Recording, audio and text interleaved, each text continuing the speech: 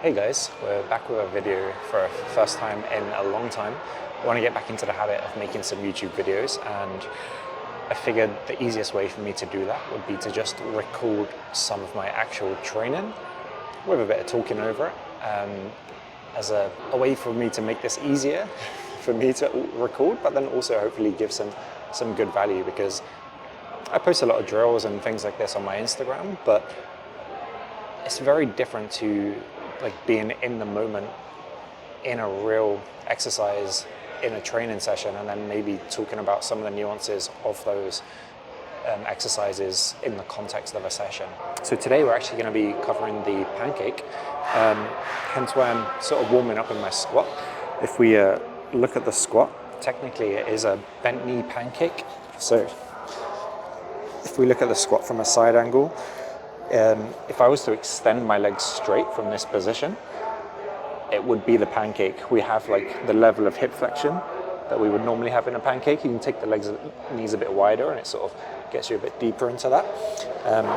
But the knees are bent, which makes it actually a lot easier to access. So for warming up, or for beginners or people that aren't quite familiar with what that deep hip flexion should feel like with the knees spread, so legs abducted, the seated squat, or the passive squat rather, is actually a really nice introductory way to sort of feel what's happening there.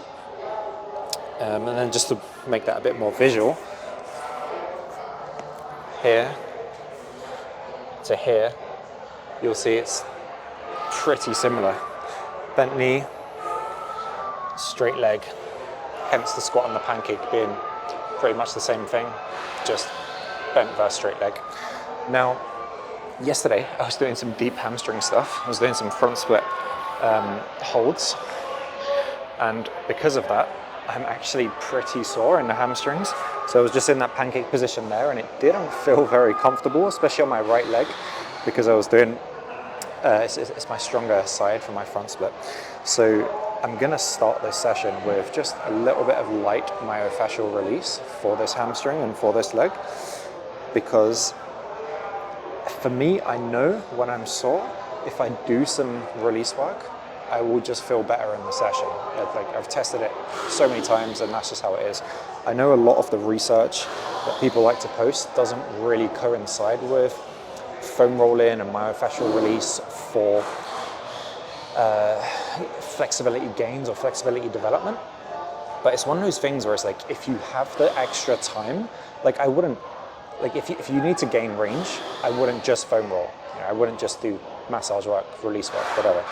But if you have the time, you can definitely supplement your actual flexibility work with myofascial release work.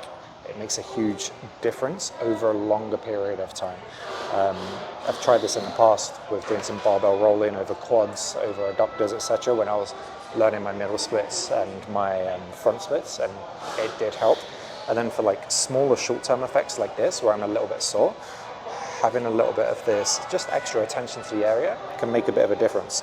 So I'm just like rolling onto basically the most sore section of my hamstring, which is like the upper hamstring just below the glute, getting some of these nodules in there, and just trying to sort of relax into that. I don't want to do too much work, and I don't want to aggravate it hard. I just want there to be some sort of stimulus and exposure to the area in like a pressure type format. And it's like one of those things, if this stuff didn't work, like people wouldn't keep going back for massages. Like the massage industry would be non-existent, but it's not, because there is some validity to it. Ugh. Okay, I'll just do the other side for good measure. This side I won't spend too much time on, it's nowhere near as bad.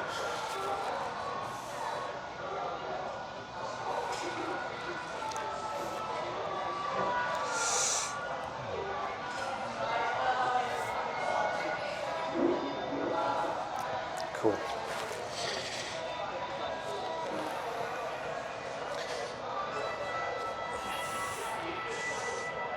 So like already that's feeling better, and I can feel like this isn't restricting me anywhere near as much as when I first got into the seated straddle position. So this is my cold pancake. You know, there's like There's no real tension here. This is kind of just me seated straddle, leaning forward, trying to relax into the position. I'm not a big fan of stretching this way. I always like to use slightly more loaded or active or suspended work. I like to try and get the muscles sort of engaged. It's something like the seated, relaxed, supported passive work can be nice, and I've seen a lot of people get some really good results with it. Personally, it just doesn't do too much for me. However, saying that, I'm gonna try and finish my session with some of these holds and see if I can stay down lower for longer. But first, I'm gonna do some extra warm-up for the pancake itself. I'm just gonna work with some bent knee standing variations. So when we're standing, we're basically gravity assisted. So like gravity's helping me get into this stretch. So I can kind of come into this position, I can explore, go side to side, try to like straighten and bend the knees and the legs. As I bend my leg, I can close this gap, I can get deeper into hip flexion. So again, it's one of those things where like for beginners, standing and bent knee variations, actually really good. And then from there, we can try and straighten the legs a bit. I'm just gonna go a little bit wider. So it replicates the pancake a bit more. So I go bent, straight. And I'm sort of thinking about trying to push my hips up towards the ceiling as I straighten those legs. Here, bend, straight, while keeping my elbows low. The idea is you don't want to straighten and sort of like end up coming a lot higher than where you were. The concept is you sort of want to start bent, and then wherever you are, so I'm not pushing this too deep, but wherever I am, as I straighten, I want to use my sort of hip flexors to sort of pull into that position to keep me lower. I'm just going to do a little bit here. I don't like to spend too much time in the standing variations, mostly because I want to get more of my time spent on the actual harder stretches. But because today I'm a bit sore, a little bit stiff, it's good to warm up. What I'd normally do from here is I would start working on a variation of a drill which helps me basically get into all of the positions that I would need for the pancake in regards to either hip flexion or anterior tilt in the hips, but at a much regressed level. So I can basically expose the body to what's about to come, but with much lower intensity. And honestly, one of the best ways to do that is the seated straddle good morning. So we're going to be doing that with this bench. So I like to go for bent knee variation to begin, but basically we're going to sit on a bench. Ideally we'd have a bench which is a little bit narrower. This one is quite wide and it does get in the way of the legs. We're just going to have to suck it up and deal with it. It's just what we have to work with. So knees bent. I'm going to have the legs turned out slightly. I sort of want to reinforce this externally rotated position. And I'm abducting the legs to a good amount here as well. Now, what I'm going to do is I'm going to take my chest forward, but while pushing my hips back. Just relax here, and push back up. And what this starts to do is basically just reinforce the anterior tilt. I'm going to go for 2 sets of this with an active variation, like a static active for the hip flexors. So 8 to 10 reps is good. This is unloaded, but we're going to load this on the next set. There we go, hips are already starting to feel a bit nice and lubricated. Here I'm going for straight leg, gets a little bit more into the gracilis muscle, so it's like the muscle which crosses that knee. It's one of the other adductors. Doesn't get stretched with bent knees.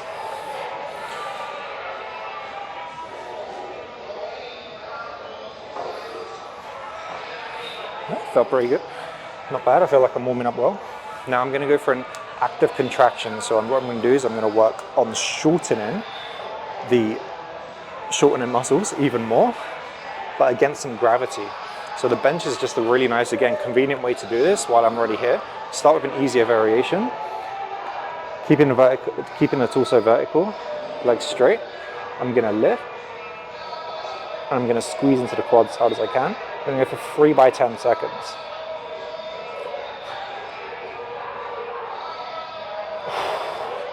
Now I don't want to press too hard with the hands, so I don't want too much core engagement. I want to isolate this into those quads and hip flexors. Ooh, cramp. Here, try again. Go for a bit more anterior tilt this time.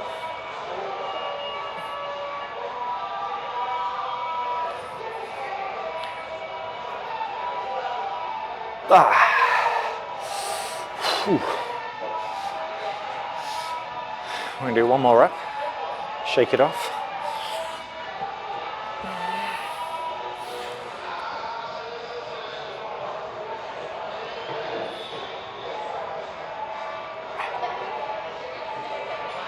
Ooh, yes, very good. Or not very good, depending on how you like it. So this should, in theory, facilitate a deeper stretch on my next seated straddle. Good morning. What I'm gonna do is grab a barbell so we can load it up a little bit and just help assist us into a slightly better position. So another way to get the stretch deeper is to have my legs higher or my hips lower. Now I can't make the hips any lower, this bench doesn't adjust, but I can put the feet a bit higher. So I found these blocks. Hopefully I don't get in trouble for using them. Let's just have a quick check, make sure they're okay. Yeah, perfect. It's giving me a much better stretch already. I'm gonna grab this barbell.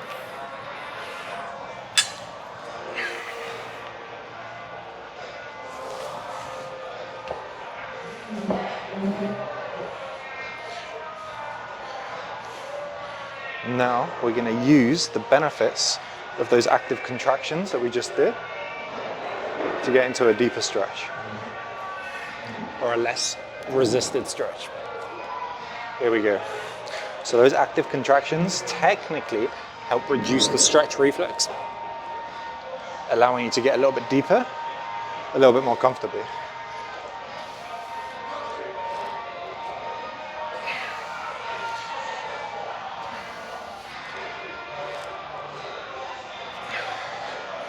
I have to sort of push off of these blocks on my feet as I come up, so that I don't stay down. Actually getting into the stretch is super easy. Coming up is the harder part. I got no weight on this either. Very nice, I'm gonna do one more. This foot sliding out, just gonna bring it back in.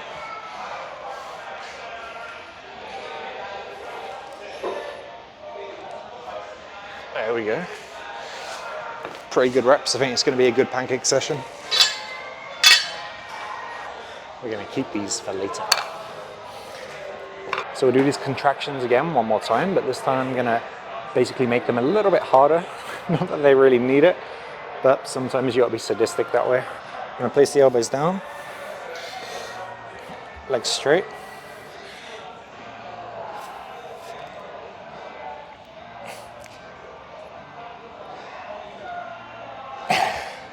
So placing the elbows down basically leverages my torso forward, puts me into a little bit more hip flexion. Basically it starts the leg closer to end range. This is why they're not lifting very high. Also, I'm just weak. I'm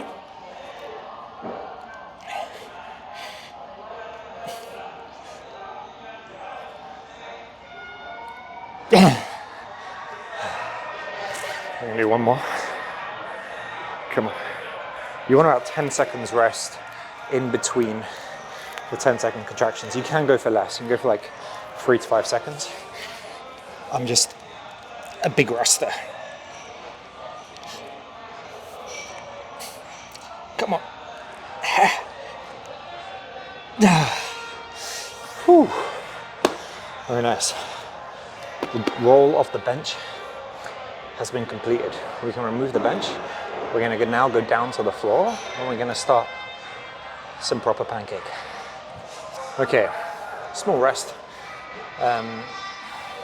We are gonna start with some pancake good mornings. So I'm not gonna be chasing to reach the floor straight away. I'm just gonna grab a weight plate. I quite like about 10 kilos. Max I've been on this is about 20 kilos. But 10 kilos is a nice low intensity start. It's one of those things where it's like the weight will help you get lower, but essentially you don't want to have to use a lot of weight to get low into your stretches. So you can start higher, and then actually the way you'd progress is to reduce the weight. This way you'll have to use more of your internal and like manual, let's say, productions of force to be able to get as low, instead of using external productions of force. In this case, weight. So when you get into my position, you'll notice whenever I do my pancake, I always do this thing where I like sort of like shuffle my ass forward or shuffle my hips forward. And what I'll do is just help me roll into my anterior tilt a lot better. So weight on my back. When you come down, I get like head to floor and just come back up. I'm thinking about reaching forward. Then I'll go flex, and then I'll extend back up. So like I'll try and keep it extended for as long as I can. Then I'll flex at the end. Extend back up. It's the nice way to segment the spinal cueing.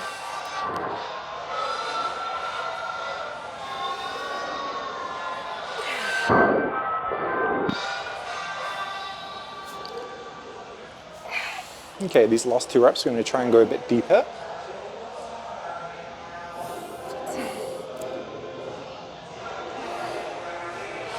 Last one.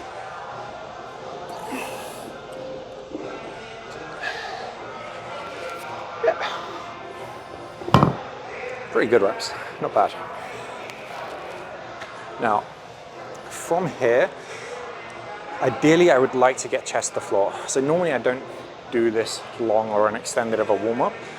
Normally I'll do like just a couple of activation sets. So like the contractions that we were doing earlier on the bench, I'll do something like that for a couple of sets, and then I'll do like 1 set of pancake good mornings, slightly bent knees or hips elevated, and then usually by 2nd set, I'll be chest down. But it's a stiffer day, so going for a longer warm-up, and also just gives me a chance to sort of explain some of the progressions or ways that you can build up to your pancake as well if you are doing longer, fully focused pancake sessions. Because technically this is how my pancake training started. Once I unlocked the pancake, then it got very minimal. I would just do the pancake and that would be enough, basically. All right. Before I put this weight on my back again, I want to show you what we're going to do with those wooden blocks.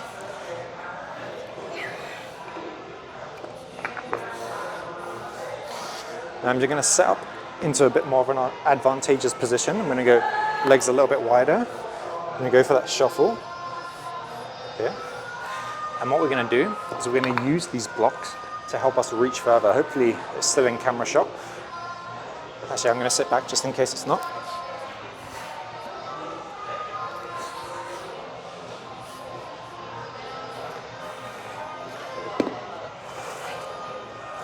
So we're going to use these blocks to reach further. This gives us a bit of a target. So I'm going to place them forward. Now I'm going to come down in towards my pancake, and then I'm going to think about lifting the block and reaching. Already I've got a slightly more extended position. I'm just going to creep back up. Make sure my feet are on the same surface. Just try again. So now I'm going to reach down. This is my target here. I'm going to push, lift. Now as I lift, I need to generate, basically if something's lifting here, I need to generate some force from the legs. So my feet have to push down harder into the ground here as I lift these weights or blocks. And look, already my chest just wants to come down. Cool. I'm not going to push it. I am going to get there, but I'm not going to push it straight away. Okay. Let's try again. Reach. Force in the legs. Here we go. Almost at the floor. I'm not pushing this. Cool. Held there for about, 4 or 5 seconds. We're going to do 2 more reps. Okay. Reach. Lift. Push the feet into the floor. Chest is really close now. Nice. This last one, I'd like to try and touch. I also like this weird adjustment here. You'll see I do this. I'll force my feet into more dorsiflexion. It kind of just lifts the shoe up a little bit and sends it outside of the heel a little bit more. It just makes it a bit more comfortable. Okay, last rep.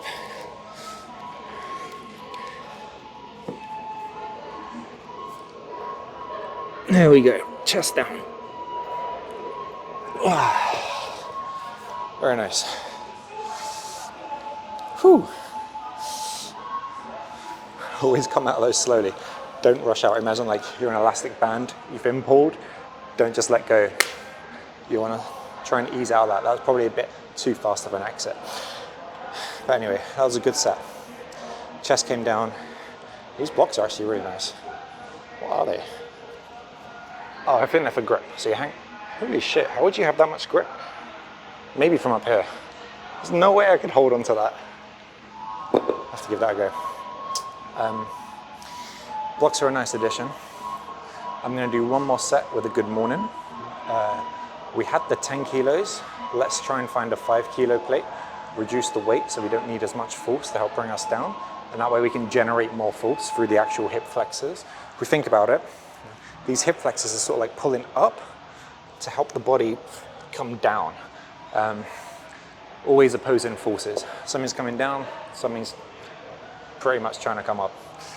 Okay, let's have a look for a 5.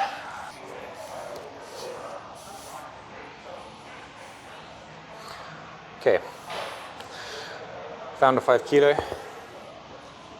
I don't like this mat.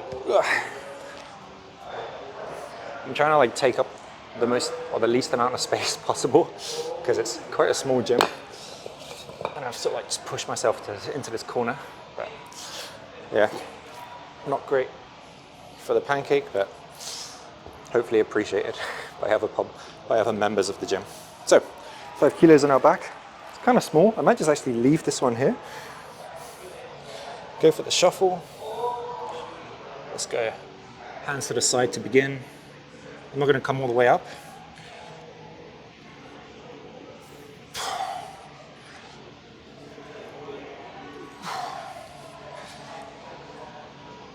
Okay. Now, I'm not going to relax into this yet. I'm still using my hip flexors to sort of help out here. But I'm going to like extend the spine slightly. Engage into the hip flexors, try and externally rotate at the femurs. Okay. I'm still engaged, I'm not relaxing. Nice. Short hold, but decent. What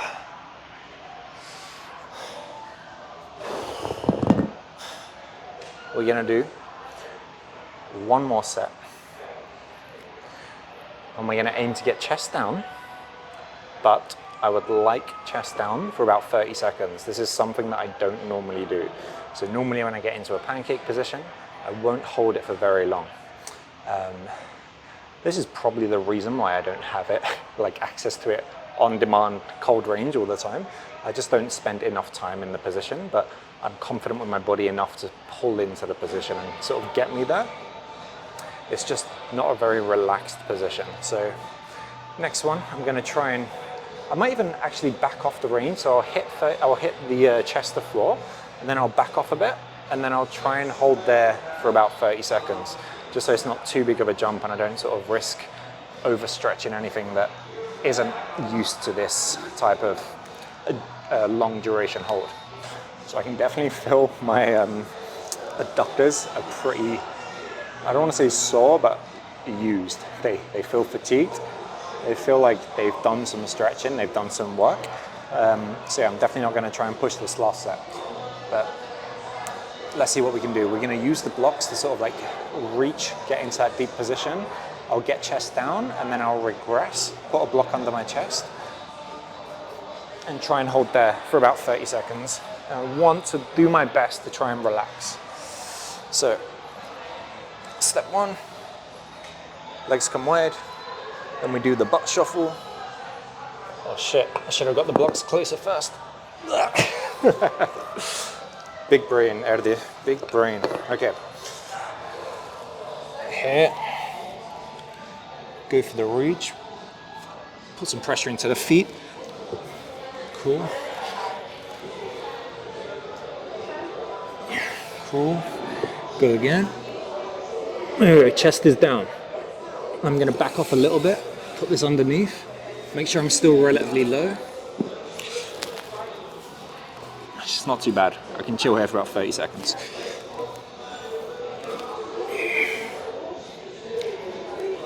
So I'm still engaging those hip flexors. I'm still like going for a bit of external rotation as well in the femurs. But it's not as much pressure of like pushing my feet down into the floor.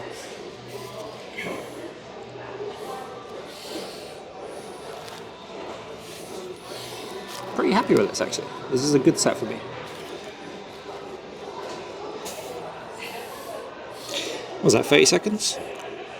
That's what happens when you don't have a timer.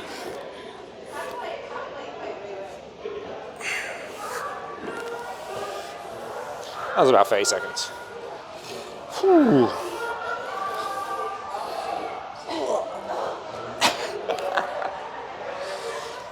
So technically, tomorrow is supposed to be leg day, and there is no chance in hell that I'm gonna wake up without DOMs. So let's see how we get on, if we can pull it off. But yeah, this is what a pancake session can look like. As you can see, I don't actually spend a huge amount of time in the pancake itself. I'm not saying that's the way that you should do it, but I know myself, and I know that because I haven't been spending a lot of time in the pancake itself, that just by doing that last set at the end has already been like a double or triple amount of time in the position. So I wouldn't want to add a lot more, a lot quicker. Based on how I feel tomorrow, if I want to repeat the session again next week, then I might add a little bit more, or maybe even a little bit less. But it's one of those things where I would want to gradually build it up. But hopefully you found some useful cues from this video. Hopefully you found maybe a useful exercise might be relevant for you, or just a better understanding of how to sort of get into that pancake, and how different tools and different targets can sort of help with different ways of executing the movement and get you a bit deeper or a bit more comfortable into the position. Enjoy the gains.